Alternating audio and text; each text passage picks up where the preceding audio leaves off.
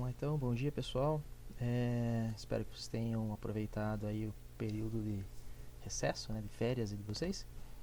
Espero que estejam respeitando a quarentena, principalmente, né, e levando a sério esse período pandêmico aí e aproveitando, né, para fazer algumas leituras, não só ficando no celular e internet e afins. Não que isso não seja bom, né, é interessante para vocês, tem bastante informação, mas não fiquem só zoando, só meme, né? Vamos dar uma lida, né? Artigos importantes, interessantes, algo relevante. Se possível, fazer a leitura, principalmente a apostila, né? Mas leiam livros também, né? Algo bem comum, infelizmente, hoje para a geração de vocês. Mas vamos lá então, né? Antes do nosso recesso, né? Das nossas férias, a gente estava estudando a questão das emancipações políticas, né, do continente americano. Então nós vimos as 13 colônias inglesas, nós vimos a emancipação política da América Espanhola, né, tudo isso. Fizemos a nossa avaliação. Muito bem, então agora voltamos e damos continuidade ao processo de independência da América Portuguesa, né, o nosso glorioso Brasil. Então, vamos começar o capítulo 17, né? Então, a apostila 17 aí, pessoal, tá? Olha, o processo de independência no Brasil. Beleza? Só para vocês acompanharem, ó. Então é importante a gente contextualizar, né? O que era o Brasil nessa época. O Brasil nessa época era uma colônia portuguesa, obviamente. Porém, o Brasil, como a gente enxerga hoje, país, tá? Ele não existia. Não havia Brasil. Não tinha essa unidade política, essa questão de identidade cultural. Aliás, a identidade cultural não existe no território brasileiro até hoje, né? Nós temos diferentes culturas, né, conforme o local do Brasil onde você vai. São culturas locais, né? Culturas regionais, muito mais fortes do que uma cultura nacional comum, tá? São poucos símbolos que nos unem enquanto nação, tá? Poucos símbolos. A identidade histórica mesmo, propriamente dita, ela é uma das coisas que nos une, apesar de haverem diferentes interpretações dessa questão histórica, porém, a história é uma das poucas coisas que unem o Brasil, uma história comum, tá? E essa história, ela foi durante muito tempo passada como algo como se o Brasil colonial tivesse sido um período tranquilo da nossa história, né? O Brasil colônia foi massa. E não é bem assim, tá? Nós vemos que, da mesma forma que aconteceu, né, nas 13 colônias inglesas, na América Espanhola, no Brasil também houveram movimentos de tentativa de emancipação regional. Da mesma forma que a cultura brasileira ela é regional, houveram esses movimentos regionais também. Tá? Então vocês vão acompanhar nesse primeiro capítulo aí da apostila de vocês alguns exemplos, né, dessas emancipações, dessas tentativas de emancipação política. O que elas têm em comum? O que elas têm em comum é que nenhuma delas buscou a independência de um Brasil, certo? Por que isso tem que ficar muito claro para vocês? Para que vocês entendam que durante o período colonial não existia essa concepção de Brasil unitário. O Brasil era uma enorme quantidade de colônias portuguesas. O Brasil não era uma colônia única, tá? Não existia esse conceito de Brasil país, né? Existiam diferentes colônias, tá? As colônias do Nordeste, né? Minas Gerais, São Vicente, São Paulo, tá? Rio de Janeiro, eram essas colônias que existiam. Características, sociedades, ritos, política, economia, cada um se virava da maneira que conseguia. Tinham problemas locais, lideranças locais, não havia nesse período colonial sentido unitário. Então é equivocado falarmos em Brasil nesse período. Brasil era a forma como Portugal se referia às suas colônias na América, tá?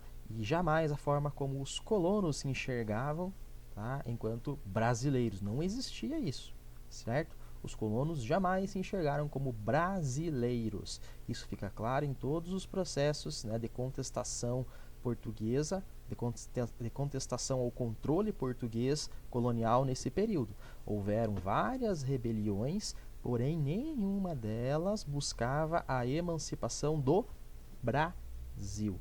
Todas elas buscavam emancipação local, certo? Isso é importante para vocês entenderem. Essa concepção, essa ideia de Brasil unitário só vai surgir na colônia a partir de 1808, com a chegada da família real portuguesa. Antes de 1808 não podemos falar em Brasil, não existia essa noção de Brasil aqui, tá? Essa ideia de Brasil era uma ideia portuguesa. Os portugueses chamavam tudo aqui de Brasil, tá? Porém, as pessoas que aqui viviam não chamavam tudo isso aqui de Brasil, tá? Eles eram muito mais presos à questão regional, à questão local, certo? Então, nós vamos ter diversos movimentos em diferentes momentos, por diferentes motivos, dependendo muito de cada região, tá, em que eles vão estar, e esses processos, todos eles vão buscar, né, o que tem em comum é uma espécie de liberdade. Alguns queriam uma liberdade econômica, outros queriam uma liberdade racial, inclusive, né, acabar com a escravidão, tá? É o caso, por exemplo, da Conjuração Baiana, né, que ficou conhecida como Revolta dos Alfaiates. A Inconfidência Mineira, que já é algo, uma rebelião, uma revolta com característica muito mais elitista, tá? Todas essas revoltas, elas vão ter em comum essa característica, tá? Essa característica de buscar a sua liberdade, a sua autonomia regional, né? Jamais essa questão de criação do Brasil, a liberdade do Brasil, né? É interessante, até algo que eu já comentei com vocês em sala de aula, é interessante até você ver o fato do Tiradentes, por exemplo, ser hoje, né, tem até feriado do Tiradentes e tal, mas o Tiradentes, ele jamais foi um defensor do Brasil, ele era defensor de Minas, tá? Até porque não existia no período dele essa ideia de Brasil.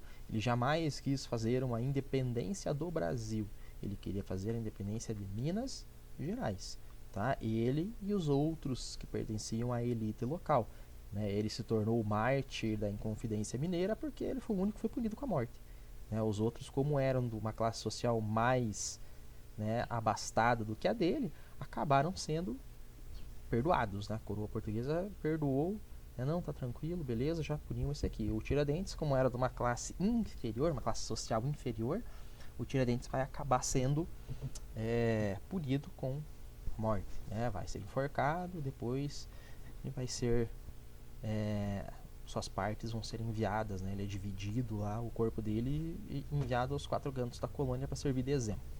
Mas o fato é que existiram movimentos no Brasil, tanto de característica popular, né, que é o caso da Conjuração Baiana, como eu falei para vocês, como de característica puramente elitista, Inconfidência Mineira, tá? São os dois extremos que nós temos. Dentro disso, nós vamos ter vários outros tipos de rebelião, né? Vamos ter a revolta dos Beckermans, a revolta de Vila Rica, né? Cada uma por um motivo diferente, tá? O que elas tinham em comum é exatamente essa noção de que não era uma independência do Brasil, tá? Isso tem que ficar muito claro para vocês.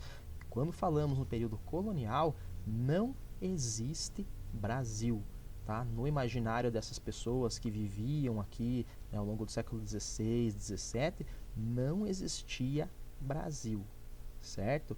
O que existia eram as colônias, né, as suas localidades, as suas regiões, beleza? Era isso que existia. Então, essa concepção de Brasil só vai ser criada a partir de 1808, quando a família real foge da Europa, foge do Napoleão e vem parar aqui. Beleza? Antes de 1808, nós não podemos falar em Brasil. Isso tem que ficar bem claro para vocês, certo? Para que vocês possam entender todos esses movimentos, né, que vão aparecer na apostila de vocês, movimentos de tentativa de emancipação. não eram movimentos de emancipação do Brasil, eram movimentos de emancipação coloniais, movimentos de emancipação das suas regiões, beleza? E outra coisa que elas vão ter, né, em comum é a revolta com a imposição feita pelos portugueses. Os portugueses eram extremamente rigorosos, né, impositivos com a questão dos impostos. Então, todas elas vão ter como início estopim a cobrança de impostos. Os impostos eram altíssimos, muito pesados, tanto para a elite quanto para a classe mais baixa do pessoal que vivia, né, no período colonial no Brasil. Então, isso vai ser uma característica comum, essa revolta contra esses processos de cobrança de impostos, tá? Principalmente no caso de Minas Gerais, por exemplo, né, a cobrança vai ser altíssima. A Inconfidência Mineira tem início exatamente por um processo que a coroa portuguesa cobrava os impostos, e esses impostos eles eram aquela taxação. Então, por exemplo, eles mantinham, né, uma taxação, o quinto, né, ou a derrama, como era conhecido o imposto, e eles não levavam em consideração a quantia de ouro que era extraída, né, era um imposto fixo. Então, se você tirou 1 tonelada de ouro, né, a quinta parte vai pertencer. Se você tirou 100 quilos de ouro, você tem que continuar pagando a mesma quantidade como se você tirasse 1 tonelada. Para eles, esse imposto não era variável de acordo com a quantidade de ouro retirado, extraído, e sim de acordo com o que eles achavam que aquela mina tirava. Então, se aquela mina começou, né, ela foi cedida pelo governo português para a tua família, né, fornecendo 2 toneladas de ouro por mês, eles cobravam a quinta sobre aquela quantidade. Não importa se o ouro acabou, né, porque é um recurso natural findável, né, ele não é renovável. Então, conforme você vai extraindo, se acabou, ele vai se exaurindo, vai acabar. Tá? E é isso que acontece com jazidas de ouro. Conforme você vai tirando ouro e pedras preciosas, ele vai se exaurindo, vai diminuindo a quantidade. O que aconteceu? Essas famílias, né, que começaram lá arrendando, né, uma grande quantidade de terras da coroa ali para retirada de ouro, e retiravam, né, 1 tonelada, 2 toneladas ali ao ano, ao mês, o governo, né, a coroa portuguesa, continuava cobrando isso 10, 15, 20 anos depois. Obviamente, eles não tiravam mais essa quantidade de ouro, né? Eles não, a quantidade de ouro foi diminuindo, foi se exaurindo, tá? O resultado direto disso é o que? Obviamente, os impostos eram impagáveis. A dívida dessas famílias com a coroa era impagável, não tinha como pagar. E isso vai gerar uma série de revoltas. No caso de Minas Gerais, a Inconfidência Mineira, tá? A Conjuração Baiana, ela vai ser um pouco diferente também relacionada aos impostos, tá? Porém, a Conjuração Baiana, ela vai ter um outro contexto, né?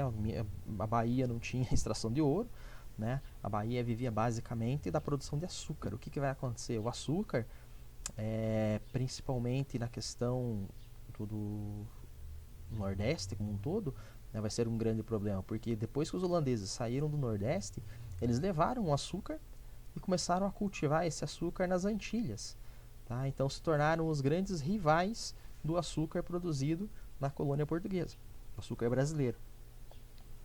O resultado direto disso é que o Brasil começou a perder nessa disputa pelo açúcar. O Brasil perdeu de longe, né, porque os holandeses, além agora de produzir, eram eles responsáveis pelo refino do açúcar na Europa e distribuição desse açúcar na Europa, né? Então, se vocês lembrarem das aulas anteriores, lá do primeiro bimestre, que a gente falou um pouquinho sobre essa questão da Holanda no Brasil, os holandeses vieram para cá porque Portugal era só intermediário. O açúcar era produzido no Brasil, Portugal levava para a Europa e vendia para os holandeses refinarem e distribuírem. O que os holandeses fizeram? Vamos tirar intermediário Portugal. Vieram aqui, tomaram posse do Nordeste e começaram eles mesmos produziam açúcar e levavam o açúcar para lá. Obviamente, isso gerava um lucro muito maior para a Holanda. Quando eles foram expulsos daqui pelos portugueses e espanhóis, na época da União Ibérica, o que vai acontecer? Os holandeses levam a cana-de-açúcar daqui. Falam, nós temos algumas colônias ali com um clima igual ao do Nordeste, e começam a produzir. esse açúcar. Obviamente, Portugal não tem para quem vender mais o açúcar produzido no Brasil.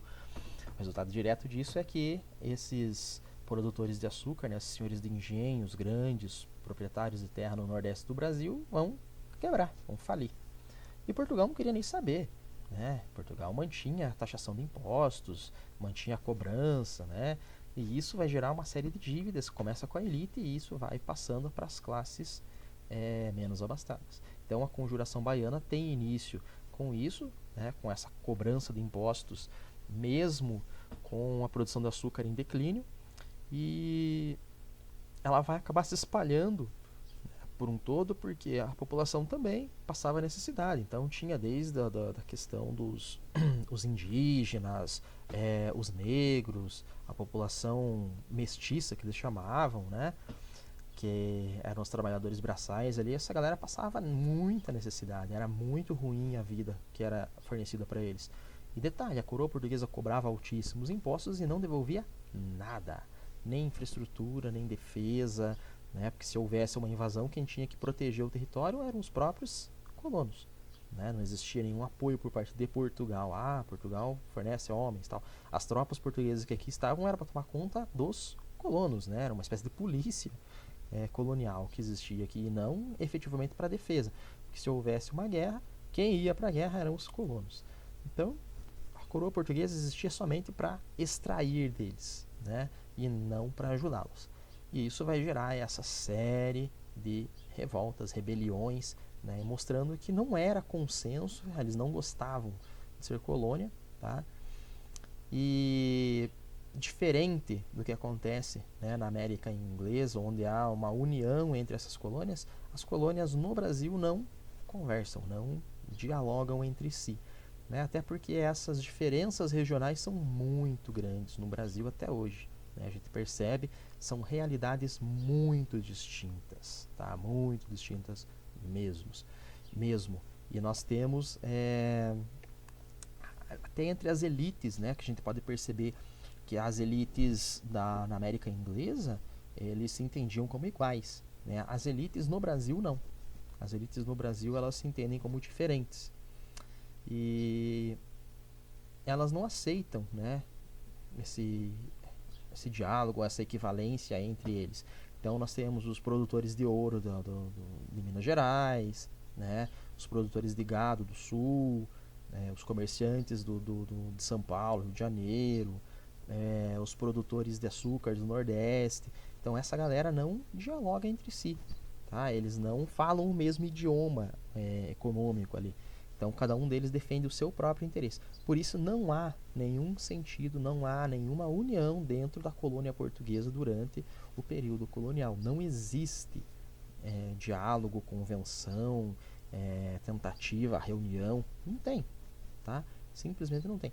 Para vocês terem noção, não existe nem o comércio direto entre as colônias durante esse período. Quem intermediava esse comércio interno era a própria coroa portuguesa, tá? Então não existia nem esse diálogo comercial, o cara do Nordeste conversando com o cara do Sudeste para eles fazerem trocas comerciais.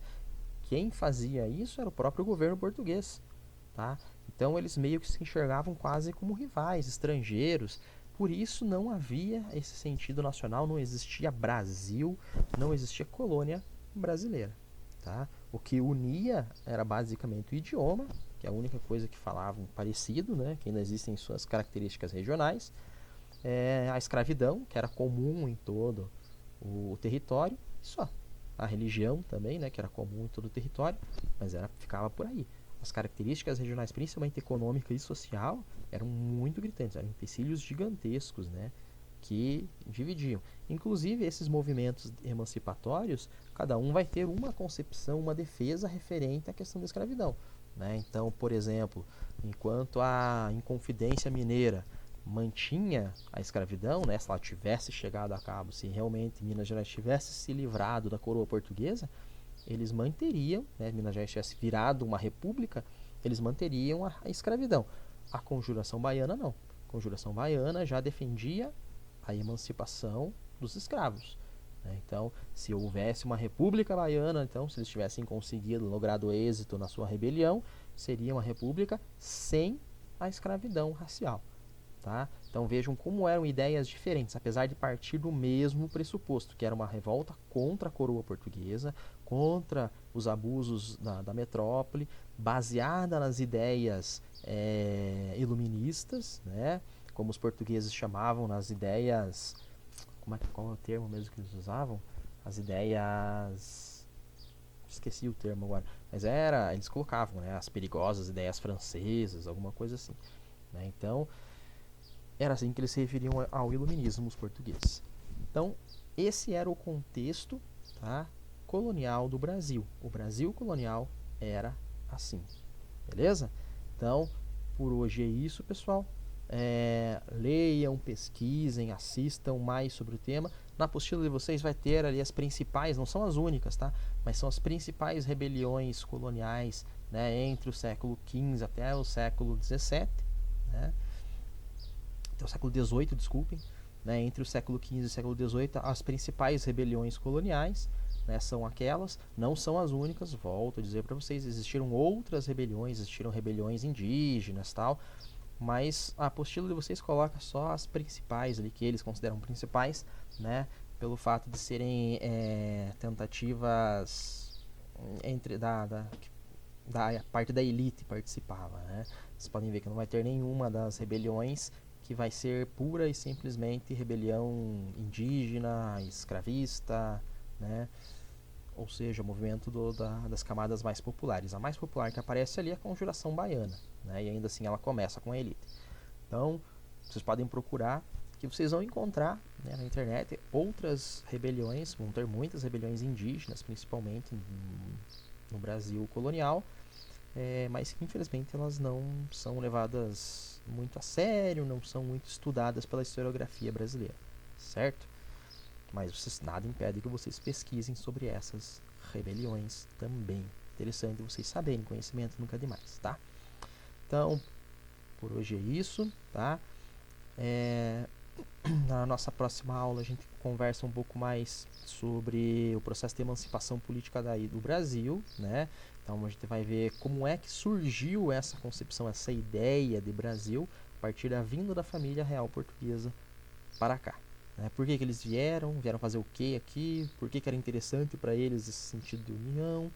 Tudo isso a gente conversa na nossa próxima aula, nosso próximo encontro, tá? Então, a tarefa para vocês, né? Eu vou falar aqui no vídeo, depois eu coloco digitadinho lá no Classroom. A tarefa de vocês é fazer a leitura dessa apostila, tá? Dessas rebeliões, e vocês vão fazer uma redação, tá? Vão escrever uma redação onde vocês vão explicar com as suas próprias palavras como era esse contexto, como era a vida, né, no Brasil colonial, para as classes abastadas, né, para as elites, e para a classe mais baixa, tá? Por que era necessário, por que existiram tantas rebeliões, tá, no Brasil? É isso que vocês vão explicar no texto que vocês vão produzir como a atividade dessa semana. Beleza, pessoal? Então, qualquer dúvida à sua disposição, pode mandar mensagem no WhatsApp que eu respondo, manda mensagem no Classroom que eu respondo, manda sinal de fumaça que eu dou um jeito e respondo, beleza? Comuniquem-se, não fiquem com dúvidas, tá? Estou aqui para tirar dúvidas, não importa, seja de manhã, de tarde ou de noite. Só não mande mensagem de madrugada que vai demorar para responder, né? Eu respondo só no outro dia quando eu acordar, beleza? Então é isso, né? Não importa o horário que vocês, não sendo de madrugada, que eu disse, pode mandar de madrugada, só que eu só vou responder no outro dia. Mas podem mandar, né? Não precisa ser só no horário de aula. Então, se eu estou fora do horário de aula, pode, cara. Você está fazendo a tua tarefa 10 horas da noite. Surgiu uma dúvida, manda mensagem para mim, tá? Eu respondo para você, provavelmente não na hora, mas eu vou responder para você o mais rápido possível. Não fiquem com dúvidas, tá? Se eu tiver disponível, eu respondo às 10 horas da noite mesmo, não tem problema, tá? Não é médico que você precisa marcar horário para ter consulta, beleza? Então, estamos aí à disposição de vocês. Mandem mensagem, perguntem, tirem dúvidas. Podem mandar mensagem também. Ah, professor, será que se eu ler tal coisa, ou me indica uma leitura, tá? Estamos aí para isso também, não é só conteúdo, né? A gente é, antes de mais nada, ser humano. Qualquer outra dúvida relacionada, professor, PSS, está sabendo alguma coisa sobre a prova, qualquer coisa que vocês tenham dúvida, podem entrar em contato comigo, tá? Estamos aí para isso. Não vou xingar ninguém, não vou ofender a mãe de ninguém, pode ficar tranquilo, vocês me conhecem, né? Não sou dado a esses rompantes. Então, é isso. Boa quarentena, mantenham, usem álcool gel, máscara se for sair de casa, evitem sair de casa, né? Distanciamento social, por enquanto, é a única medida para impedir o avanço do coronavírus, tá? Então, por favor, mantenha o isolamento social. Quanto mais vocês fizerem isolamento social, mais rápido vai passar essa desgraça, né? O pessoal aí acha que é brincadeira, não dá nada, não tá morrendo ninguém. Então, infelizmente chegou o nosso município forte, né? Vocês já viram aí algumas medidas tomadas pela prefeitura, né? E vamos ver, tomara que dê certo essas medidas, porque o nosso município tem um índice bem alto, bem grande de idosos, né? Então, vocês já viram que a mortalidade está bem alta, né? A gente está aí com praticamente o mesmo número de mortes de Ponta Grossa, uma cidade bem maior. Por favor, mantenham o isolamento social, beleza? Qualquer dúvida, estou à disposição, mandem mensagem, perguntem, estou aí para responder, para tirar as dúvidas de vocês. Até a próxima!